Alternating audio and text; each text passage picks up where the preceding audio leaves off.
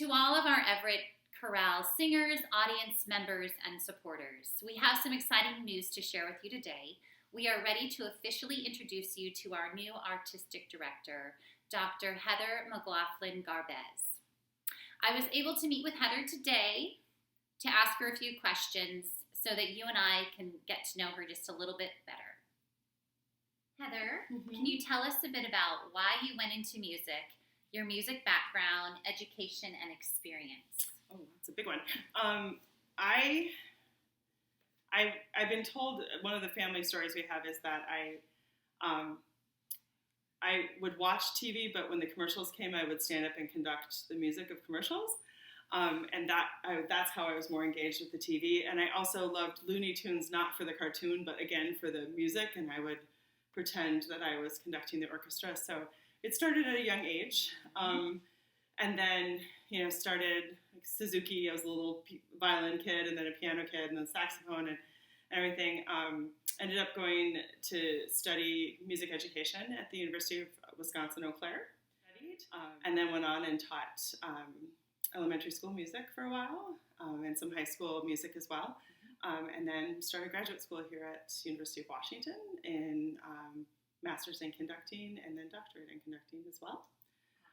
Awesome. But conducting, I was thinking about this question actually when we were discussing them. And conducting, I feel, kind of chose me. I didn't choose it because I was studying to be a violin performance major and got into a really bad car accident and broke my wrist. And they said, this isn't going to happen for you. What do you want to do? And at the time, my violin teacher was also the conducting professor at the university. And he said, I still to this day don't think he was really not available. I think he did this as a kind of gift to me. He said, I'm not available. Would you take rehearsal? And so I got up on the podium with my arm all bandaged and started conducting. And I finally, at the end of it, I was crying and I said, I've just realized I haven't lost my instrument. You are my instrument. And so I feel like conducting kind of found me at the right time for me to understand that I still could be a musician even though I had lost the ability to play at that point. So I love it. Good answer.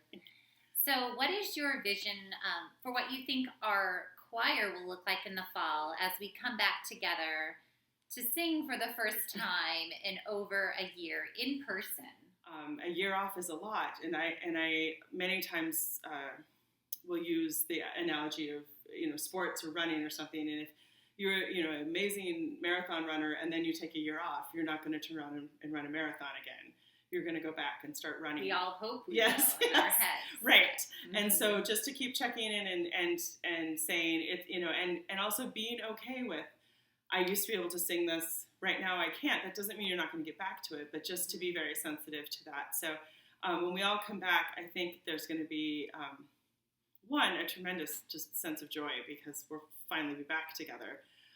But also, I feel like there'll be a lot of checking in with each other, section leaders talking to their sections, me talking to the ensemble, and individual singers as needed and wanted, but just to see where we all are and where we then can go. I have excited ideas for things, but I also want to make sure that when we come back together, it's safe, and not only just safe when it comes to COVID, but it's also safe when it comes to vocal health and emotional health and all those things together.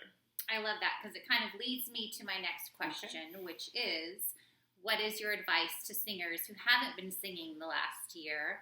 How do we get our voices back sooner rather than later so we can rebuild? And also, how do we rebuild our membership and our audience who haven't been together in so long? Yes. Do as much as you can in a healthy way. And so I would say my biggest aspect is breath, and we will be doing a lot of breathing. I mean, it will not turn into a yoga class, I promise, but it will be a lot of getting back to what our body can do as singers and what our voice can do as singers. And so a lot of body awareness and just kind of going, oh, that's how it is, getting back on that bike, as they say. It's just like riding a bike, but when you first get back on, it's a little rough. When it comes to the singers, I am hoping that those who have kind of strayed away, that the music, of course, is very important, but also that the sense of community, whether it was feeling a little dormant at the time during this year because we don't have as much connectivity when it's online, or people are just not able to be online for whatever reason, is that the connection and the community, almost, may I say, almost more than the music this first year, is what I would like to focus on. I mean, the music, of course, is very important, and it's why we're doing what we're doing. But that, if there's a rehearsal where I have to choose the path between, enhancing the community and feeling of belonging and feeling good about coming back singing, or we're going to get this passage perfectly done musically, this year especially, I will choose that path to bring us back together. And with the hope that our audience, when they come, will understand that journey as well. And that leads to the title of the year, which is Journey On, which I chose mostly because we've all been on a journey through COVID and what has been happening. And sometimes not all bad. There's some things that have come out of COVID. I thought, I've grown from this, and this is important for me, and this will be a benchmark I look back on and think I am a different person in a good way. But that we also have to take all that we've learned, and even the things that we've lost, we have to. That's part of our kind of quilt now, and that we can build on that and move on, and that our audience also, that there's some kind of care to our audience that I think so many people are wanting to hear live music, but are also a little, nervous about what that's going to be and what that's going to feel like. And what is it going to feel like to be closer to each other now, or even see each other in person. And that we have to be aware of that with our audience, that, maybe we do, a smaller thing first, or maybe we do 2 concerts, but smaller audiences, or, those types of things I think need to be discussed and talked about in a really honest way.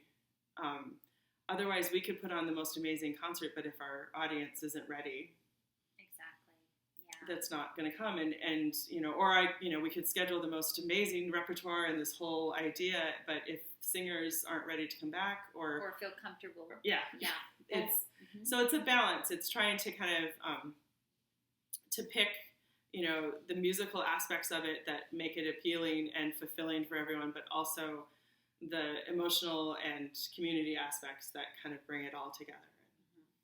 And kind of touching on that same a question about how have you seen the choral community be affected by the pandemic, and how does the choral community in general begin again? How do we start again to get back to where we were? I think a lot of people watching maybe don't know the full story about what the choral community has dealt with. Even though you see a virtual choir, maybe there's some misrepresentation of what that means. So, coming back, it's not just flipping a switch. And I think even naively, some conductors thought, well, I'll plan the next season, and we're going to start in September, and everything's going to be fine. It's going to be the same way it's always been, and it's not. It can't be. It can't be because of the science and the unknown about that. But it's not the same instrument. I mean, I do always think of a choir as like one big, beautiful instrument, with all the colors. And if you could, create an actual, physical playing instrument that had strings and winds and whatever, that would be the choir. And so I view it a lot that way. And it's, it's a new instrument, and it has, new concerns and new worries and new holes in technique because we haven't been singing, and and so it's not just flipping a switch, which I think we all hoped, conductors, when we got together, that we're like, oh, I'm going to plan my season, I'm going to schedule it, and we're the same we've always been, and that's just not going to happen. With that on the side, a lot of choirs have done some of these virtual projects and done distance things as well. And I do sincerely hope that it opened my eyes to making videos and promotional things that way, and including audiences that way that, you know, maybe aren't local. We have, in one of the other ensembles I work with, we now have a fan in Toronto who, you know, got to see us perform for the first time. Usually he can see a recording here and then, but he actually got to log on and see. So that's one of those, again, those positive aspects to the pandemic, where I would like to see it become kind of a part. Not that everything has to be streamed and not everything has to be a promotional video and everything, but we now have those tools in our toolbox as well. We have supportive people all around the world now, and I don't want to just shut the door on them. So I love that, keeping the door open. Yeah. What are you most looking forward to when you take the reins over for the Everett Chorale? What are you looking forward to? Seeing us. Seeing you. I don't know. Well, getting to know you, and, you know, most of what I've done has been on Zoom, which, again, you get to know people, but you don't really get to know them. You don't get to know nuances and you know, and personalities at the heightened level. And eventually, someday, hopefully, only, you know, more than this much of people when I have seen them in person. I'm excited. Everett Chorale, to me, I feel like it's just, it's so much a part of the community, and I'm really excited about that. I mean, I have my ensembles that I've worked with before have been Seattle-based ensembles, and Seattle, you know, there's a choir every 5 blocks, really, to be honest. I mean, there's this choir and that choir, and that's great, and it has a lot of variety and everything, but to be one of, you know, there are ensembles here in the north as well, but to be kind of a pillar, I think, is just an amazing position to be, and it's a position of honor and responsibility, and I'm really excited to be that kind of part of a community, as opposed to being one of many that the Everett Chorale, just talking to people and everything, just seems to be such a pillar of the community, and I'm very excited to be involved in that. We are very excited to have you as well. We're super excited to have you in our community. Lastly, to maybe ask a different question, not to do with music, when you are not conducting other choirs, what are your passions outside of music? Do you enjoy, if you have time for that? I don't know. I do, and I'm all about work-life balance, and I didn't used to be, and I've really worked on it. Travel when it's available is a big part of my life, and I really love it. Also, I mean, I consider myself kind of a traveling researcher, because I always end up wherever we go, whatever country we're in. I end up either in a music store or at the library looking for new repertoire and or meeting with someone. We took one of the last vacations we took. I ended up being a guest conductor at the University of Hawaii, because we were there, and I just wrote and I was like, oh, I'd love to observe, and then it turned into this whole thing. So I tend to like find a conductor and be like, can I observe? And then we get exchanges and stuff. Can I sing in your choir Yeah. while I'm on vacation? Yes. And then, you know, we always kind of joke. I'm like, there's always a day where I'm going to end up probably working but working because I'm so excited about it, and that, you know, kind of the whole, if you're that passionate about it, is it work? Not really. It's just, you know, something I'd love to go find new music from all over. On a day-to-day basis, I've started running again, which I'm really excited. It's kind of where I clear my head and organize my thoughts. When the weather's well, all the time, actually. I planned the repertoire for this Everett Chorale season while running, because it just gets me, I start thinking about pieces and I get in a rhythm. And so I have to ask, what do you listen to? Do you listen to music when you're running? I do, and not choral music. I listen to like pop and a little musical theater, kind of upbeat musical theater, that kind of thing. But for some reason, that just kind of keeps my rhythm going of running, and then I can you know, be thinking about, you know, oh, if we do this Dorfley piece, then we should have a partner piece with it, and then I get back and I talk to my cell phone note thing and just kind of write it all down that way, and then come home and work on it. And then the other thing is curling, actually.